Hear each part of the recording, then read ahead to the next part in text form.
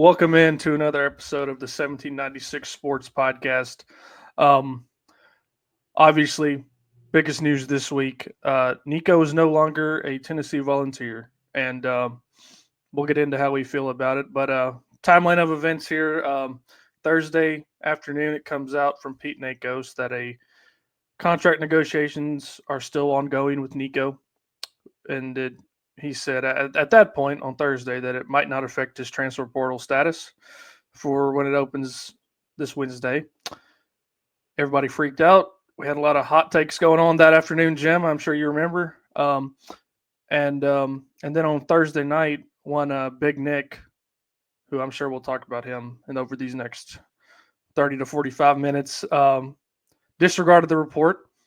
But then on Friday morning, Nico was a no-show to practice, which to me, and Josh Heupel said as much, was the nail in the coffin for Nico's time here at Tennessee.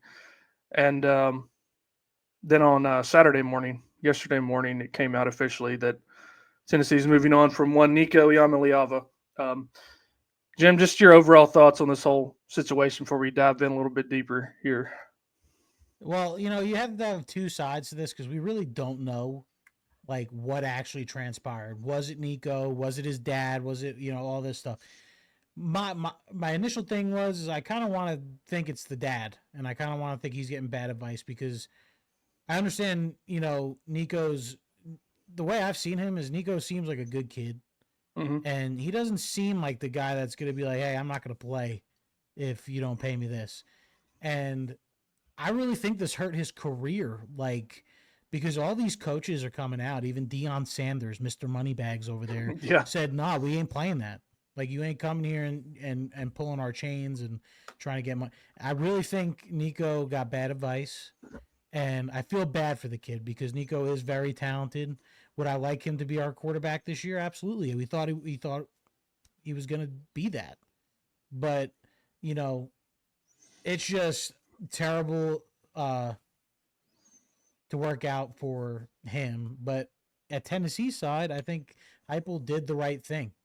I think it really fixed the whole locker room issue when it came, to that situation where he yeah, said no one's bigger than the team, and that's absolutely a fact. So I think that Tennessee handled it well, and Tennessee is going to be just fine. They are the donors are very, according to Tony Basilio, the donors are gonna pay a guy to come be Tennessee's quarterback. Which again, I want to ask you: do you think that's going to be a problem? Because if they're willing to pay someone, an insane amount, is that going to ruin the locker room chemistry, or can the players look past that? So it's kind of a double edged sword here. yeah.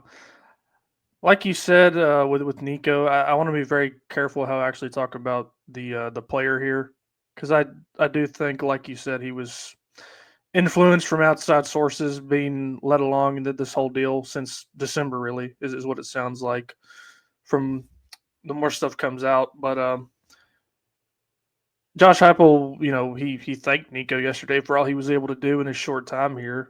I mean, I don't want to get this twisted. I don't think this is good for Tennessee in the short term as far as for wins next year, because even if you do get a high dollar quarterback, he's going to have to learn the offense over the summer and in the fall, the fall camp. But long term, it's what you had to do.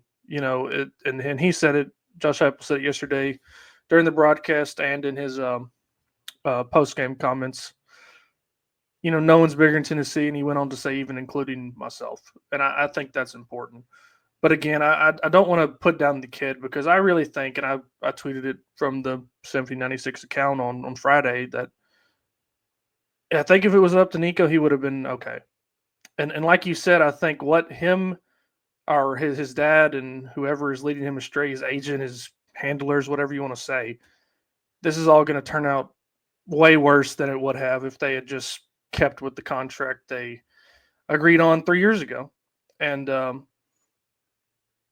it's real sad because for 3 years, Tennessee fans, the whole program, everybody treated him like a king, and we were still going to treat him like a king if this report didn't come out Thursday, and we would have convinced ourselves that he was a Heisman candidate. I guarantee you, that's just how Tennessee fans are. and I was looking forward to watching them. But it's just unfortunate, man. But I agree with you that Tennessee can rebound here and have a decent season. But I want to say this too. I think this whole situation gives Josh Heupel a mulligan going into to year 5 here. I mean, Mhm. you can't really glean too much from this upcoming season when you lose your quarterback 4 months out from the first game. So No, yeah, you're absolutely right. I mean, whatever happens this season, like I said, I think Tennessee's going to be just fine. But let's say hypothetically Tennessee goes 7-5. You, there's no, it is what it is. I mean, you lost your 5-star quarterback who led you to the playoffs last year, and you yep, had to go get a guy in the portal that had to learn the offense in 3.5 months. yep, So, you know, yeah, you couldn't have said it any better. I mean, Josh Heupel got a mulligan, and I'm not mad about it. I think he handled, like I said, I think he handled it great. yep, And it was the way to handle it. So, um, but there's plenty of options that could potentially go in. I mean, we can't get any SEC guys. yep. They can't transfer due to eligibility for this next year. But looking at Power Four guys, I mean, you have plenty of options that you could definitely outpay their current school if they're not willing to match. So like I'm kind of curious on your end, who's your guy that you would love Tennessee to go get. I'll name a couple here that I've seen posted throughout Twitter that some people want. So and we'll talk about it because um, Tennessee's going to get a guy, and I think it's going to be a guy that no one expects to go in the portal.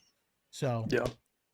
Yeah, it's a real interesting situation now because you have to get a quarterback now with just two scholarship guys, and whether it's a guy they pick to be the starter, there's no competition or anything, or if it's just a body to compete with the Merklinger and McIntyre, it's yet to be seen. But we do have that purse now that is free to go to anybody, and for me, the one that I'm most interested in, I don't even know if he's thinking about transferring.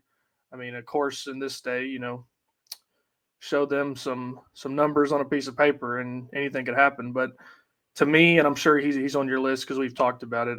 Kevin Jennings from SMU. It seems like he's a guy that would fit perfectly into this offense. And I also, what about Jalen Daniels from Kansas? You know, he's a like surprise one, man. just any and it looks like I haven't heard many names from the Big Ten. I don't know if there's any quarterbacks I really want from the Big Ten at this point. So you're really looking at the Big 12 and ACC for guys that you would pick to be a starter. But those are the two names that I've heard that excite me the most is Kevin Jennings and then Jalen Daniels, not Jaden Daniels on the Commanders now. So So the thing about me with Jalen Daniels is hasn't he struggled with injury and yeah, he's been out here and there, but when he was I mean, I don't know if it was last year or the year before, but people were talking about Heisman for him. mm-hmm. Yeah, He was a guy that could run, he could throw, very elusive. So I definitely could see that happening. Last year he had 14 touchdowns, 12 interceptions, 2,500 yards. But the guy's an athlete, so I could definitely see someone like that. And Kevin Jennings, another guy, he you know just missed getting into the playoffs. mm-hmm. Or no, they were in the playoffs. They played Penn State. Yeah, yeah, yeah. But 3,200 yards, 23 touchdowns, 11 interceptions. He's not that big of a runner, but he could run if he has to. And that's the thing is I'm not really worried about the running thing when it comes to Tennessee because Hendon Hooker wasn't a runner. I mean, Hendon Hooker was a guy. He was just very smart and knew when he had to run. Mm-hmm. Um, but damn, Hendon Hooker could throw the ball. Yeah, And a lot of people aren't talking about this guy, but I think Tennessee would be a perfect spot for a guy like Josh Hoover, TCU's starting quarterback, 6'2", 200 pounds. Again, a guy that you don't expect to go into the portal, but money talks. But Josh Hoover had, I'm going to round up, he had 4,000 passing yards last year, 27 touchdowns, 11 interceptions with a 73.9 QBR. That's listen, that that is a fantastic quarterback that I think would benefit with our running backs and the Yeah. speed of our offense because and our wide receivers are going to be dangerous. Mike Matthews looked fantastic. Radarius Jackson looked amazing. Yep. Travis Smith Jr., Braylon Staley, and Chris Brazel was even sitting out. So, but Josh Hoover's a guy I'd keep my eye on. He's a sophomore, has a lot of eligibility left. Um, would be a sneaky one. I don't know if he's going to get into the portal. I don't know if he's that type of kid. But Yeah. the three names we named so far are guys that could potentially be Tennessee starting quarterback. But I want to talk about a fan favorite, and I want your opinion on him. Kansas State quarterback Avery Johnson, aka Sunshine, whatever Yeah. you guys want to call him. 2,700 yards, 25 touchdowns, 10 interceptions with a 69.7 QBR. 6'2", 190 pounds. What do you think about him? I mean, he's a runner. I mean, this Yeah. dude had over, I think, 600 yards rushing uh, last year. So, but he could also throw the ball. And I know Josh Heupel follows him on Twitter. So I want to get your opinion on him, though. I mean, it's another guy like you said that seems like he would be a good fit for the offense. And just to go on a mini tangent here, I don't think there's many guys that can't succeed in this offense, quarterback wise. But like you said, he's a runner, and we talked about it. In last week's podcast before the shit hit the fan Thursday afternoon. That the best this offense looks is when the quarterback is a threat to run, and he would certainly check that box. So that's like you said, that's another name that I would be fine with. I would be 100% fine with. Um, the the main concern I have is not at the quarterback position now with this team. It's how many of these guys came to Tennessee because of Nico, and to me, just before this even happens, if you came for Nico, follow him follow him out the door. I don't give a shit because if you're not going to play for Tennessee, you're playing for the money or to play with a certain quarterback. Good riddance. But you could use that money to keep some of those guys here. I don't know, but I would much rather just get your starting quarterback tied down. So, um, this is the era that we are now in, Jim. I mean, it's crazy. Um, I will say though, in Josh Heupel's press conference after the spring game or spring 7-on-7 period, it sounds like that happened in Neyland Stadium yesterday. He did not look like a guy that was overly concerned with his team going into next year. He was cracking jokes. He was looked relaxed. It might have just been because of the absurdity of the situation, but he didn't strike me as a guy that's too worried about this whole situation. Well, yeah. I mean, I think people behind the scenes already know that everything's going to be fine. Um, Yeah, they I thought it was hilarious. I saw something on Twitter about someone saying, "Oh, Tennessee can't afford 4 million." What? they could. Te- if they wanted a guy, they're gonna get the guy. Yeah, And I'm talking about if the guy's willing to transfer or. But yeah, I think behind the scenes people know and they're not sweating it. But I feel like the person that they're interested in, they've already talked to. yeah, Um, so again, I'm not sweating this whole situation, but there's a couple more guys I do want to talk about that are potential candidates. yeah. Before we get to that, I also want to talk about Miles Kitselman's availability yesterday after the spring game. Um, I think that's your leader on offense Oh yeah. next year. He seems like he's locked in, and he also seemed like he was pretty pissed off about this whole Oh situation. yeah. I mean, I was very happy to hear his comments. I think it was Trey Wallace who asked him about the whole situation, like near the start of that availability there with McIntyre, him, Merklinger, and I think it was Arian Carter. Um, but he took like I don't know, maybe 10, 15 seconds before he said, plug and play, man. And I was like, that's the kind of attitude you have to have at this point as a player, especially as the leader Mm-hmm. of the offense. So I just want to throw that out there. But other names, go ahead. Well, I'm gonna reiterate what you just said. Not only that, Ethan Davis posting a picture of him and Merck. Yeah, You know, it shows that these guys weren't tied to him. And I've also heard a lot. I just heard on the Tony Basilio YouTube thing last night. Apparently, Nico wasn't that guy. Like, he wasn't a leader in the locker room. Yeah. And I think that really hurt Tennessee in the playoffs. And I think that really hurt Tennessee in the season in general, was the type of guy he was. I don't know for sure, but that's what everyone's saying. And I think the players, a lot of people are worried about players leaving, the portal because of Nico. I don't think we're going to lose a lot of guys that people think we're going to lose. We might lose one. We might lose Yeah. two. But, I mean, that's how college football is. But I think this team's going to be very special this year. And, we'll be just fine. But yeah, moving on to quarterbacks. I mean, we'll talk about Arizona State's quarterback, Sam Levitt. Obviously led his team to a playoff berth this past year.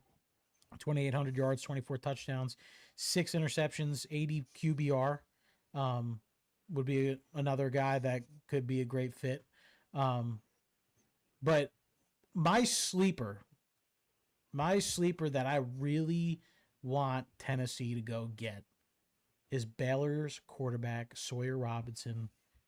3,000 yards, 28 touchdowns, 8 interceptions with an 82.9 QBR. He's one of the guys that could be another sneaky one. This dude, the last game the bowl game against LSU, he had, excuse me, he had 445 yards. Ridiculous. I think it's, I understand he threw 51 passes, but still, that's absurd. But 82.9 QBR, I'll take it. Yeah. Yeah. That's the thing about this whole situation. And I really don't want there to be a lot of revisionist history about Nico. I mean, he was a quarterback that got things done in games we needed him to get things done in. I know the defense and Samson contributed a lot more to those wins than Nico did, but he did make plays throughout the year. But I like if Josh Heupel can win with defense and running game like he did last year with the redshirt freshman quarterback, even if we don't get a guy in the portal who's an experienced guy and has played in big time games before, who's to say he couldn't win 9 to 10 games with the redshirt freshman quarterback again? You know, and furthermore, if Josh Heupel felt it was worth it to pay the kid $4 million, which at this point would be based on potential, because he didn't show as much as any Tennessee fan wanted him to show last year, he would have done it. He didn't choose to do it. So that's really the story to me. Like, Josh Heupel feels good about what he has or what he is about to get, and I don't know. There's just not too much more to be said about this thing. The big deal to me is this program has been here before Nico. It'll be here after Nico. It'll be here before and after any player, any coach you can name, and that's the big point. You can't sacrifice, maybe 1 or 2 more wins next year in the name of ruining your locker room. And I think that was the bottom line. Like, when you no-show a practice, and I know Nico's camp has been trying to say it's because he needed a mental health day. Tell somebody if that's the case. Like, I know mental health's a big deal nowadays, which it should be, but if that was the case, tell someone. Don't just no-show. When you no-show as the starting quarterback at a SEC program and don't show up at practice and don't tell anybody, you've sealed your fate. So, and I know there's also been a lot of talk about the Polynesian culture and that it's very patriarchal. The fathers kind of run the household. If you're Nico, and this is the only negative thing I'll say about Nico, because like I said, I really think he was led astray here. But at some point, you got to be your own man. If he wanted to be a Vol, he would have said something. Bottom line. Yeah, I mean, it makes no sense. Now, I don't know how true this is, but apparently Josh Pate confirmed that um, his dad tried to get Nico to sit out of the playoff game. Great. And because of the money thing. And if that's true, I don't know if that's true, but if that is true, that's absolutely absurd. And Nico needs to go disconnect from his father. And I heard Nico's actually going to get a real agent now, and I really do wish the best for the kid. Me too. I think the kid's a good kid. I know he's not going to see it, but I messaged him on Twitter saying, keep your head up, you'll be fine, type thing, because the kid's getting so much hate from our fan base, and I don't think it's really him. I could be wrong, but I'm going off that. But talk about Nico. Did you know he only had 2 touchdowns against top 25 uh, football teams in the SEC in SEC play? Yeah, yeah. So people don't worry about it. Without Dylan Sampson, the SEC Offensive Player of the Year, uh, this team probably would have been not good last year. I mean, if you remember, we didn't score in the first half against Arkansas, Florida, Alabama. I think we scored. Arkansas, Florida, Alabama. We scored 7 in the first half against Kentucky. I think it was 17 in the first half against Mississippi State, or 21. Not what we should have been scoring with the expectations that this dude had. And if that report that you just said is true, that he tried to set up the playoff game, that's just sickening to me. That's just the most greedy thing I've ever heard in my life. And like I said earlier, this could derail the kid's whole career. So I do feel bad for him. I really do. I mean, what school is going to want to take on this type of drama now? Especially if they're asking only a few. Especially if they're asking for $4 million, and you got to deal with. He's not even going to get close. I mean, I don't know how anybody would want to do that anymore. I mean, if Tennessee didn't want to do it, Miami don't want to do it. That says a lot. That says a lot. Yeah, I think it's been confirmed that USC doesn't want to, Notre Dame doesn't want to, Colorado doesn't want to. The only school that I've heard linked to him are maybe UCLA or Texas Tech, just because Texas Tech has a lot oil money, and even still, he's going to have to learn an offense in 4 months after being in this Tennessee program for 3 years. Yeah, so it's just a terrible situation for the kid, and that's why I like I said earlier, I want to be careful how I talk about the actual player here. So, yeah, again, good kid. I just think he got bad advice. I mean, there's nothing really much more we can say about it. Tennessee will be just fine. I look forward to what's going to happen on Wednesday when the portal opens, because I do believe Tennessee probably already has their guy behind the scenes, and they're probably keeping it hush-hush. Obviously for the right reason, because you don't want to getting out and derailing something that could be special. We named so many guys today that could be great fits. We'll see what happens, but Tennessee's going to pay you.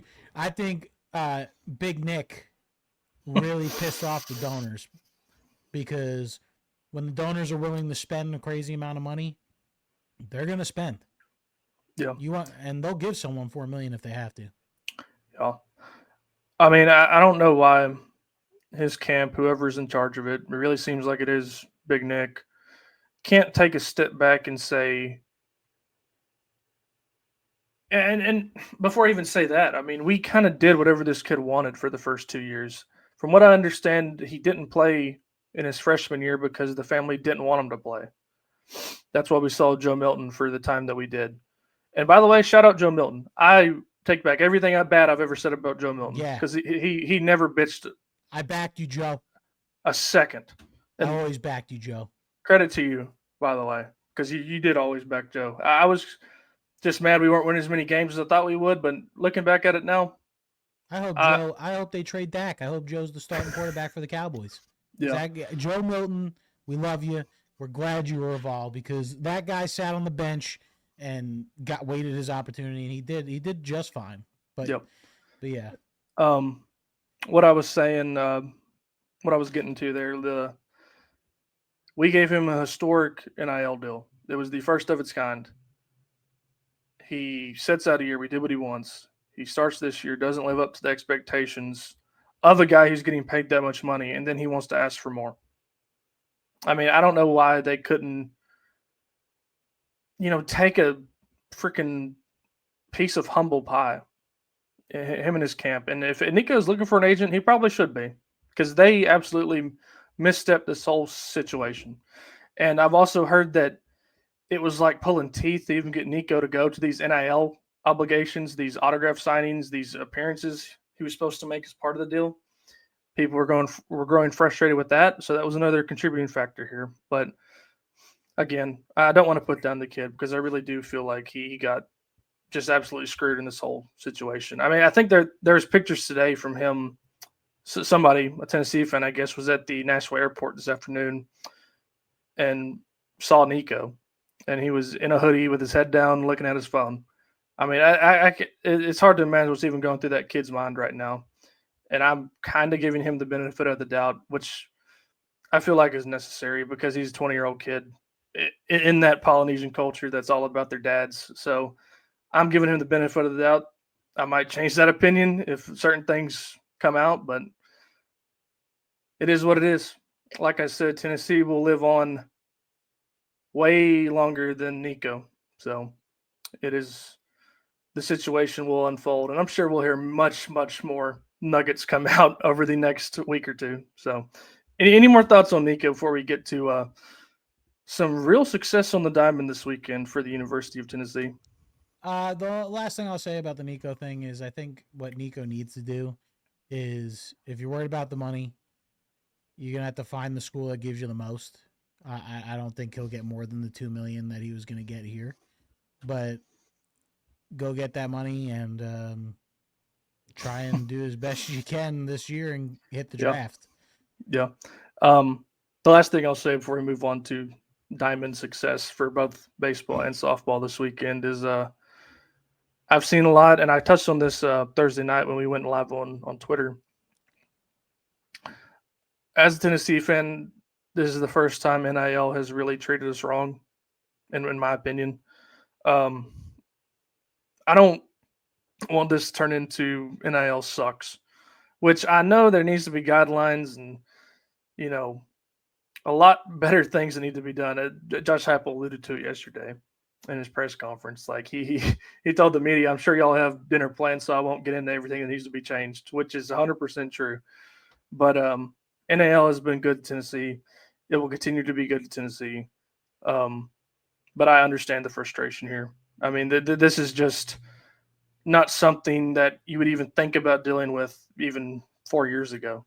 Losing your starting quarterback over $1.5 million.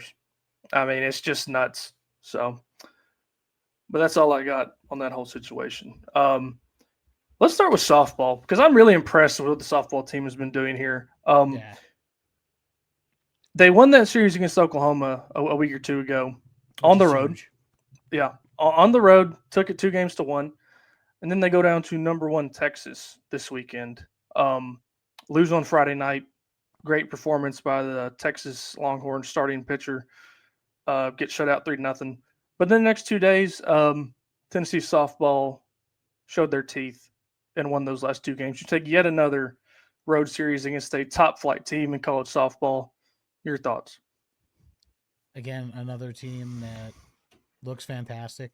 Now, don't get me wrong; they do have their, faults at some points. They Yeah. lost some games that they shouldn't have lost this year, but when it matters, they've won.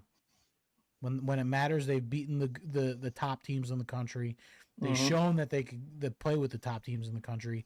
And again, I think the Lady Vols will, get to that postseason and do what they got to do to get to the College World Series.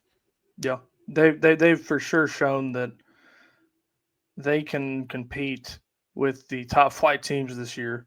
And make no mistake, Tennessee is also a top flight team, but in the past they have not always been able to do this.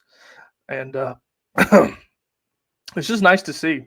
I want it so bad for Karen Weekly. She's been the softball coach since the program started. Um, so, and Carlin Pickens continues to be awesome. And again, I just really want it for him this year. And after coming up last year in that super regional and getting the offense just stalling out, it was tough to wait in that in last year. So, but yeah, softball continues to do awesome. But baseball, the revenge series for Liam Doyle and Andrew Fisher, and Liam Doyle in his appearance on Friday night, man, I mean, he was absolute nails. 8 1/3, 14 strikeouts. I know he wanted that complete game so bad, but he kind of ran out of gas there, walked that guy. But then Snead and Loy came in, held down the ship on Friday night. Your thoughts on that incredible performance from Doyle from Friday night?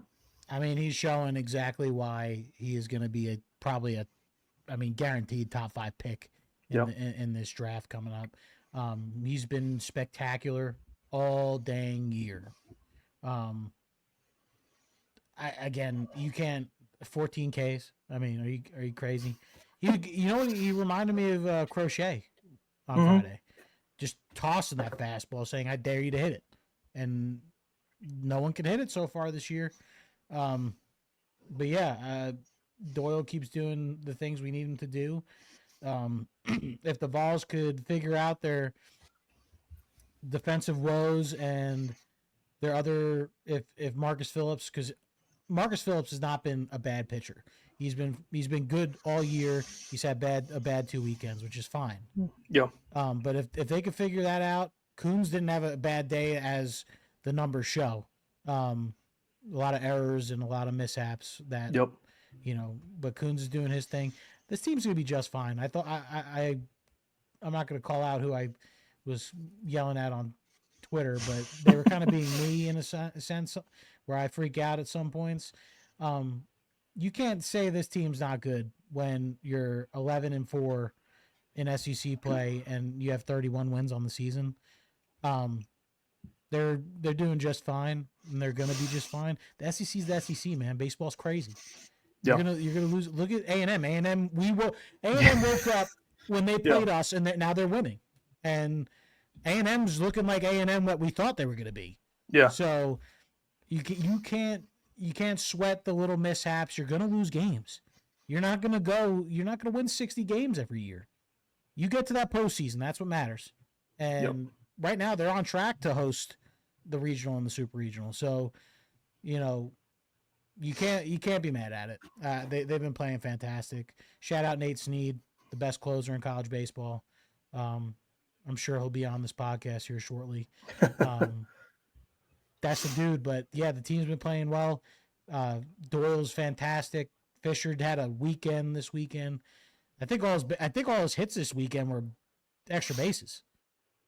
You might be right. Yeah, because he walked a ton. He hit a bunch of extra base hits. You know, in those latter innings today, after Tennessee had tried to give away the game, really. I mean, they blew that 4-run lead. Um, make no mistake, Tennessee did not play their best this weekend. Far from their best, especially like you said, defensively. The pitching was not as good as we've seen in the first few weeks of SEC play. But this pitching staff is still really, really good. I 100% believe that. The thing with Marcus Phillips, he's pretty good going towards the plate. He's just too slow to the plate sometimes, and Ole Miss finally decided to a team, it being Ole Miss, finally decided to take advantage of that slowness to the plate, which he has to work on, man. I mean, that you can't have anytime somebody gets on base, they're going to get to second, no doubt. I mean, Peoples didn't have a chance on most of those steals to even get close to Oh, this throwing them pissed me out. off. My slow ass could steal a base on Marcus Phillips. Yeah, so he's definitely going to have to work on that. But like you said, he's been good for the most part. I think he's exceeded expectations for what we thought. I mean, I don't think many people thought he'd even be close to be a weekend starter this year, but Tony decided to start him, and it's been fine. Um, People forget that you're on the road in the SEC though, against a top 10 team. A lot of the time, I mean, 5 versus 6 this weekend. Two guys on our team that just came from Ole Miss. It was always going to be a crazy environment to play in, and sometimes the pressure gets to you. I mean, and that's going to happen. And I think that can explain a lot of the errors, but even still, I mean, they got to get better on defense. I mean, that's just the bottom line. I don't know what Curley was doing on Saturday when he took 4 hops to get to first in that on that one play, and missed the His guy by like throws, bro. How you not? How you not? He has a cannon, dude. And yeah it's like he just forgets how to throw a ball when he gets a yeah. ground ball. And he needs to have more confidence because, like you said, he can sling that thing over there. I've seen him do it. Um, but yeah, I mean, it was a great series win here. Um, and in the ninth inning today, I mean, Reese Chapman coming up huge, absolutely huge with that Yep. 2-run home run to put us back ahead after giving up 5 straight runs. Um, Inslee giving up some more insurance in that ninth inning. I mean, that's what a mature team does. A lot of teams would have folded in that spot on the Yeah. road after giving up a 5-run lead. But not these Vols, at least not in this series. So it was real nice to see. Um, any more thoughts on this weekend? No, For I the just for, want to say that I think Tony Vitello said it best: is Ole Miss is a Omaha contender, mhm. and you know they had their biggest crowds this year. This is a quote, by the way, I'm reading. For us to play well and win, it checks the box that they need to take note of. Is that you went into a hostile environment, one of the most hostile environments in college baseball, and you went and stole a series. Yep. That and you played not you didn't. I mean, what I'd say they played C plus, their C plus series. Yeah. And I mean, Hunter Ensley, he got that was I think that was his first hit of the series. Was that last hit that he got to get that insurance run, or I don't think he had more than 2 hits this weekend. Yeah. And Dean Curley off week, um, and you're still finding a way to win, and that's all you can ask for. So Yeah. you can't say anything bad about this baseball team right now. They're playing the way that we thought they'd play. Yeah. I mean, even if they hadn't, come up with that rally in the ninth, they'd have been sitting at 10-5 in conference play halfway through. Um, Last year's team was 10-5 halfway through conference play last year. It wouldn't have been sunshine and rainbows for me. They would have clearly a disappointing series there if they didn't come up with that rally. But you know, this team still has the tools. Come back there or not, I mean, I'm definitely happy they came up with that comeback there. But we're only halfway through here. There's a lot more twists and turns that are going to be made, especially as the schedule gets a little bit tougher here. Um, they do have Kentucky at home this next weekend. Then after that, you're going against Auburn, LSU, Vanderbilt, and Arkansas to end the year. So we'll see what this team is made of. So, you got anything else tonight, man? No, I don't think so. I think we're gonna have a very very fun off season when it comes to Yeah, football. We got half of the baseball team's season is in the books. A lot of, like you said, you got a lot of good series coming up that are going to be fun to watch, make you a yep, little bit angry. Um, yeah, and shout out Kim Caldwell for snagging what's her name, um, what was it, Aya something, but they've 18.9 points per game. I'll take that any day of the week, and apparently they're getting 2 more transfers that are going to be really good fits for this offense. So watch yeah, out, Lady Vols softball, Lady Vols basketball, and we'll be just fine with QB1, whoever it is. absolutely. It was a Naya Yep, that's it. Naya Robertson. 18.9 points per game. Uh, going to be very well fit with Cooper and Whitehorn. Um, and like I said, I think they're going to be getting probably 2 more transfers. I don't know who they are, but from what I've read, is that they're going to be pretty pretty good transfers that will fit in this offense. 100%. Well, that's all we got tonight, man. I will say go Vols. Go Vols, baby.